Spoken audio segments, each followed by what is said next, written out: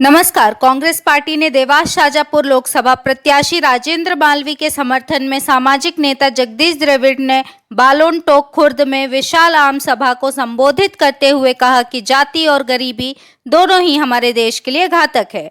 और क्या कुछ कहा आप सभी सुने, वीडियो को अंत तक देखें। और अगर आप चैनल पर पहली बार आए हैं तो चैनल को लाइक और सब्सक्राइब और बेल आइकन प्रेस करना ना भूलें ताकि हमारे आने वाले वीडियो आपको सबसे पहले मिले। आप देख रहे हैं गुप्तचर मीडिया से ओंकार सिंह की रिपोर्ट। रात दिन पूरे देश में घूम घूम करके भारतीय जनता पार्टी को सत्ता से बेदखल करने के लिए कोई और कसर छोड़ना नहीं चाह रहे हैं। हम सब उनके पद चिन्हों पे चलते हुए भारतीय जनता पार्टी को देश की सत्ता से उखाड़ फेंकने के लिए क्या कर सकते हैं, इस जनसभा में उस पर बात करने की जरूरत है। हमारे नेताओं के द्वारा ये बताया गया है कि इस देश के अंदर इस चुनाव में दो बातें हो रही है। एक, इस देश की जो संस्थाएं हैं, इस देश का जो संविधान है, उस संविधान को बदलने वाली ताकत इस देश में काम करना चाह रही है। दूसरी ओर, इस देश की संस्थाओं को और इस देश के संविधान को बचाने के लिए एक ताकत काम कर रही है जो आप और हमारे रूप में है। देश का संविधान को बदलने वाले और देश के संविधान को बचाने की बात करने वाले दोनों के मंसूबे को आप और हमको समझ करके वोट करना है।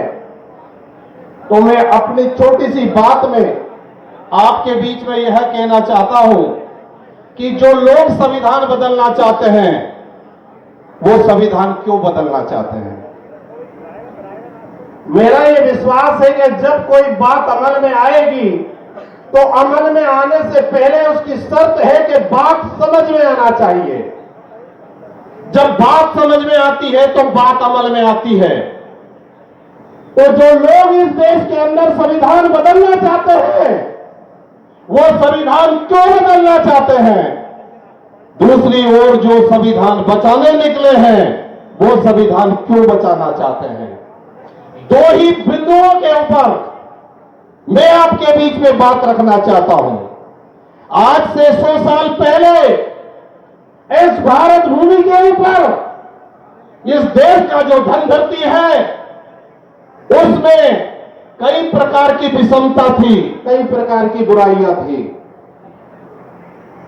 इस देश में राजा का बेटा ही राजा बनता था, प्रजा का उसमें कोई पूछताछ नहीं था।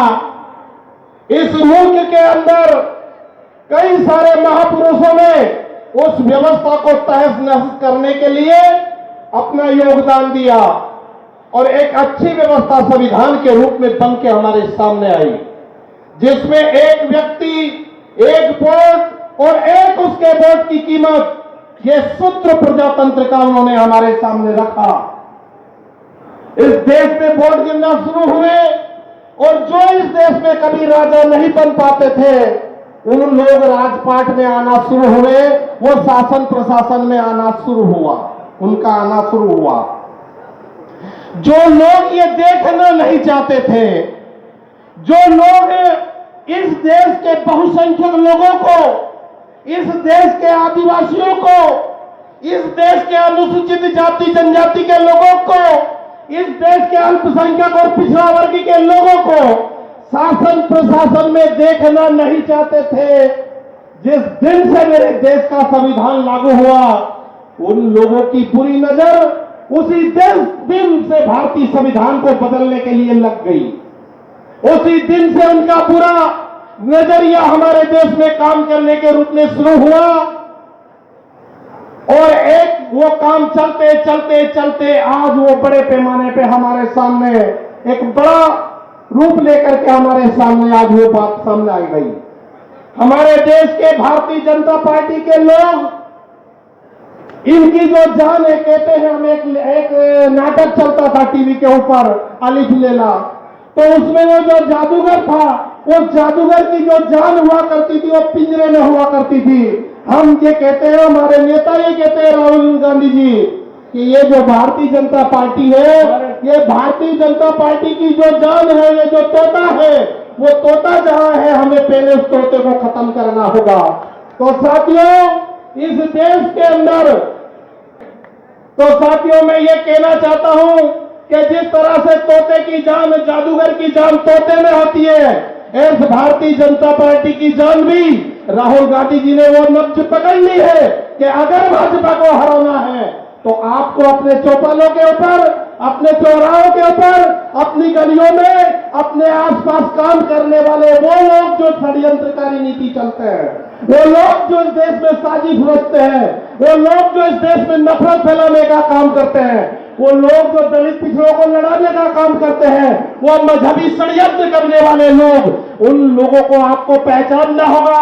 और वो कहीं और नहीं, वो हमारी गलियों में घूमते नजर आते हैं, हमारे चौराहों पे हमारे बीच में बैठे हुए नजर आते हैं, और वही लोग कहते हैं कि राहुल गांधी जी को बात करना नहीं आता। वो ये समझ गए हैं कि इस देश में अगर डॉक्टर अंबेडकर के बाद, अगर इस देश में भाजपा और आरएसएस की किसी ने नब्ज पकड़ी है तो राहुल गांधी ने पकड़ी है। इसलिए वो चाहते हैं कि राहुल गांधी की छवि खराब कर दी जाए, और छवि खराब करने के बाद लंबे समय तक भारतीय जनता पार्टी की भारत में हुकूमत की जाए। लेकिन अब ये होने वाला नहीं है, आप और हम इसको होने नहीं देंगे। तो इसलिए जो संविधान कहता है कि जिसकी जितनी संख्या भारी उसकी उतनी भागीदारी, ये भागीदारी का जो सूत्र कांग्रेस पार्टी ने इस देश में आज दिया है, उस सूत्र से इस देश में अमन और चैन, खुशहाली, प्रेम, स्नेह, दया, करुणा, ये सारे चीजें इस देश में आने वाली है। मैं आपसे कहना चाहता हूं कि जो हिस्सेदारी की बात राहुल गांधी जी कहते हैं, दो चीजें देश में दर्द दे रही है। हमारे देश में दो चीजें सबसे घातक है, एक इस देश की जाति और एक उस देश की गरीबी। अगर आप जाति से बड़ी जाति के हो लेकिन आप गरीब हो तो गरीबी पल पल आपको मारती है, पल पल आपके हृदय को झंझोड़ने का काम गरीबी करती है। इस देश से, मेरे देश से गरीबी मिटना चाहिए। दूसरा, अगर आपके पास पैसा है, आपके पास बड़ा बिल्डिंग है, आपके पास फॉर्च्यूनर कार है, लेकिन आप जाति से छोटे हो तो इस देश में ऐसा आदमी भी आपसे नफरत करेगा जिसके आधे घर में मवेशी बन रहे हैं, आधे घर में परिवार रह रहा है। उसके दिमाग में प्लिंग कर गई, जगह कर गई कि जाति तो भगवान ने बनाई है, ईश्वर ने बनाई है, तो जब ईश्वर की बनाई चीज है तो मैं कौन हूं उसको खत्म करने वाला। ये बात आरएसएस के लोगों ने हमारे देश की भोली भाली जनता के दिमाग में बिठा दी है। इसलिए हम आपस में गांवों में नफरत करते रहते हैं। अगर कोई कांग्रेस पार्टी का जुझारू कार्यकर्ता, कांग्रेस पार्टी का दबंग नेता अगर काम करता है तो ये जाति का वो शिकार हो जाता है। लोग बोलते हैं भाई ये छोटी जाति का नेता है, हम इसकी बात क्यों माने।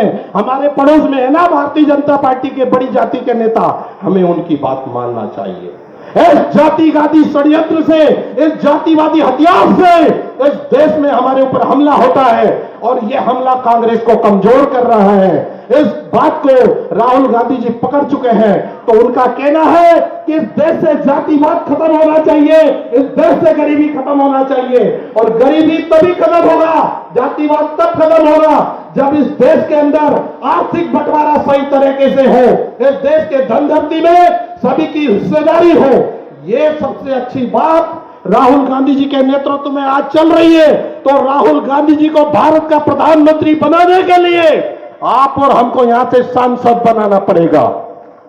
और सांसद सपने से नहीं बनेगा, सोचने से नहीं बनेगा, अमल में करो बात। आपको वोट की तैयारी करना पड़ेगी, अपनी पोलिंगों पे आपको जगना पड़ेगा, टीम बनाकर काम करना पड़ेगा, 5-5 गांव के लोगों की समिति बना करके 5 ही गांव में काम करना पड़ेगा। और भारतीय जनता पार्टी के गुंडों से और वो सत्ताधारी जो सपूले हैं उनका पद कुचल करके कांग्रेस पार्टी से हमारी पोलिंग जिताना पड़ेगा। यही एक बढ़िया बेहतरीन काम है भाजपा को रोकने का। आप सोचते हो कि मैं काम करूं ना करूं कोई दूसरा कर रहा है, ये बात गलत है। काम हम सबको करना होगा। इसी बात के उम्मीद के साथ राजन भाई मालवी साहब को आप और हम सब 13 तारीख को प्रचंड मतों से जिताने का काम करेंगे और एक जुझारू सांसद चुन करके राहुल गांधी जी का हाथ मजबूत करने का हम काम करेंगे। आप सभी को उम्मीद है कि आप हमेशा ही करेंगे। आपने मेरी बात सुना, बहुत बहुत धन्यवाद, शुक्रिया। जय कांग्रेस। बहुत धन्यवाद।